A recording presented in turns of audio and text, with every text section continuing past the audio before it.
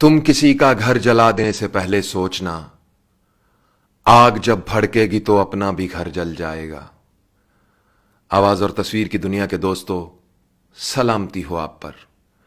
यह कहानी मुझे मेरी इंस्टाग्राम आईडी पर मौसूल हुई और मैं इसे मामूली सी तरमीम के बाद आप सबके साथ शेयर करने जा रहा हूं।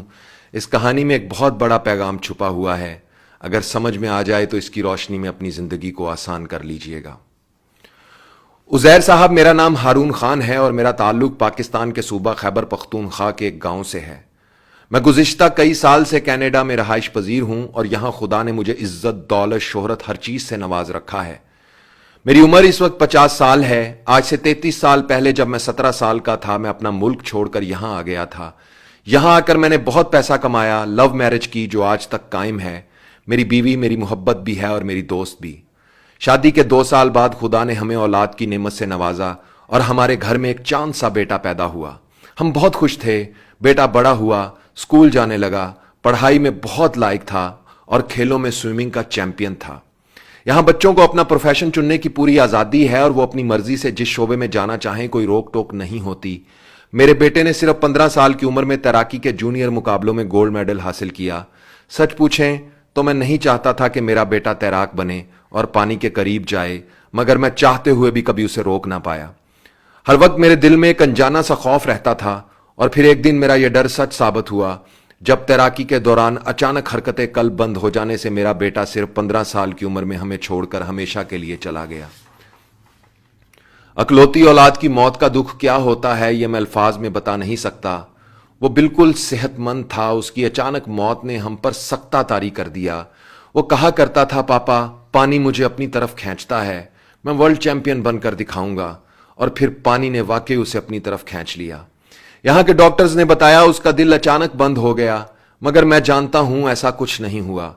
मेरा बेटा हरकतें कल बंद होने से नहीं मरा, बल्कि उसकी मौत का जिम्मेदार मैं हूं। मैंने ये बात आज तक किसी को नहीं बताई। ये राज आज तक मेरे सीने में दफन रहा, मगर आज मैं चाहता हूं आपकी वसातत से मैं इस राज से पर्दा उठाऊं। आखिर कब तक इस बोझ को लेकर जिंदा रहूं? इसलिए आज मैं वो सच आपको बताता हूं जिसने मुझसे मेरा अकलौता बेटा छीन लिया। कनाडा आने से पहले मैं अपने गांव में रहता था। हमारा ज्वाइंट फैमिली सिस्टम था जिसमें मेरे वालिद और उनके 2 भाई, मेरे चचा और उनके बच्चे इकट्ठे एक ही बड़े से घर में रहते थे।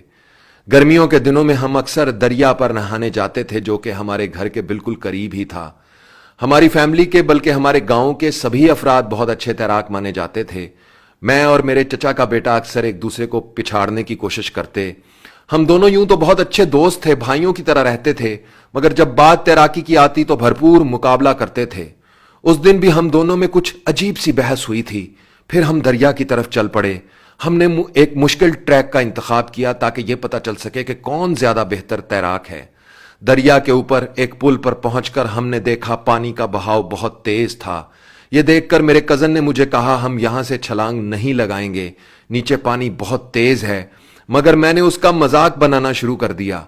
बस इतना ही दम था तुम में, डर गए ना? हम यहां से पहले भी छलांग लगाकर दरिया अबूर कर चुके थे, इसलिए मुझे लग रहा था कि हम यह आसानी के साथ कर लेंगे। मगर मेरा कजन यहां से कूदने के हक में नहीं था। वो ऊपर खड़ा होकर पानी के बहाव का जायजा ले रहा था जब मैंने उसे पीछे से हल्का सा धक्का दिया और वो ऊपर से सीधा पानी में जा गिरा। मैं उसे गिरते हुए देख रहा था और हंसकर मैंने जोर से कहा, अब तुम्हारा डर उतर जाएगा, तुम दूसरी तरफ जाओ, मैं भी आ रहा हूं। मगर मैंने देखा वो पानी में गिरने के बाद दोबारा नजर नहीं आया। मैं कुछ देर तक उसके वापस उभरने का इंतजार करता रहा, मगर जब वो नजर ना आया तो मैं फौरन नीचे उतरा। पानी का बहाव बहुत तेज था, उसका कहीं नामो निशान तक नहीं था। मैंने जल्दी से घर पर खबर की। मेरे वालिद, चचा और गांव के बहुत से लोग आ गए। मेरे कजन को ढूंढा मगर वो ना मिला। मैंने ये बात किसी को नहीं बताई कि उसे ऊपर से धक्का मैंने दिया था, मगर यह बात मेरे दिल पर एक बहुत बड़ा बोझ बन गई।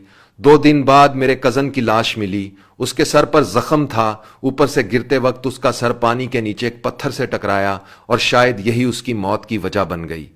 हमारे घर में शोक की कैफियत थी। लोग अफसोस के लिए आ रहे थे, मगर मैं तो एक अजीब ही कैफियत में जा चुका था। काश मैं उसे धक्का ना देता, काश मैं उसकी बात मान लेता, काश हम दरिया पर ही ना जाते। ऐसे बहुत से काश थे जो हथौड़े की तरह मेरे सर पर वार कर रहे थे। यह एक ऐसा राज था जो मैंने अपने सीने में दबा लिया اور کسی سے اس کا ذکر تک نہ کیا۔ کسی کو کیا بتاتا کہ میں نے اپنے کزن کو دھکا دے کر گرایا تھا؟ سب مجھے قصوروار قرار دیتے، مجھے میرے کزن کا قاتل سمجھا جاتا، اسی لیے میں چپ رہا۔ میں نے اپنے کزن کا آخری دیدار تک نہیں کیا، مجھے ڈر تھا مجھے دیکھ کر وہ اٹھ جائے گا اور سب کو بتا دے گا کہ میں نے اسے دھکا دے کر گرایا تھا، میں اس کا سامنا نہیں کر سکتا تھا۔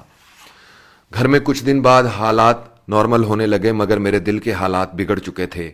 اپنے چچا کو دیکھتا تو مجھے اپنا آپ چوروں کی طرح لگتا، میں ہی تو اصل ذمہ دار تھا۔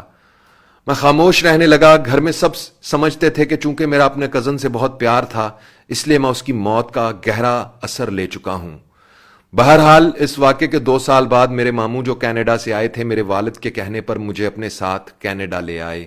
یہاں آ کر کچھ عرصہ بعد نارمل ہوتا چلا گیا اور زندگی کی تیز رفتاری میں کھو کر میں اس واقعے کو بھول گیا۔ میرا یہ خوف دوبارہ بیدار اس وقت ہوا جب میرے بیٹے نے تیراکی میں دلچسپی لینا شروع کی۔ میں نے اسے مختلف طریقوں سے روکنا چاہا، مگر وہ کہتا تھا، پاپا پانی مجھے اپنی طرف کھینچتا ہے۔ میں اسے روک نہ پایا، اور آج میرا پرانا زخم پہلے سے کئی گنا شدت کے ساتھ دوبارہ ہرا ہو چکا ہے۔ جب سے بیٹا گیا ہے میں سو نہیں پایا۔ لوگوں کو لگتا ہے شاید بیٹے کی اچانک موت کا صدمہ ہے، مگر کوئی نہیں جانتا کہ میں خود کو اپنے بیٹے کا قاتل سمجھتا ہوں۔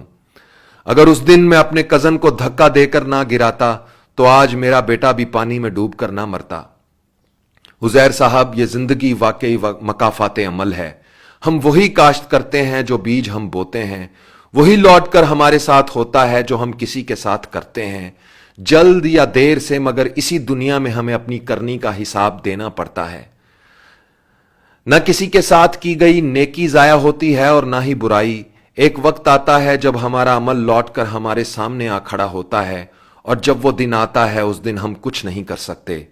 اوپر والے کی انصاف کی چکی دیر سے چلتی ہے مگر بہت باریک پیستی ہے۔ میرے پرانے کاش پھر سے نئے ہو چکے ہیں۔ کاش میں اس دن اپنے کزن کو تیز پانی کے بہاؤ میں دھکا نہ دیتا۔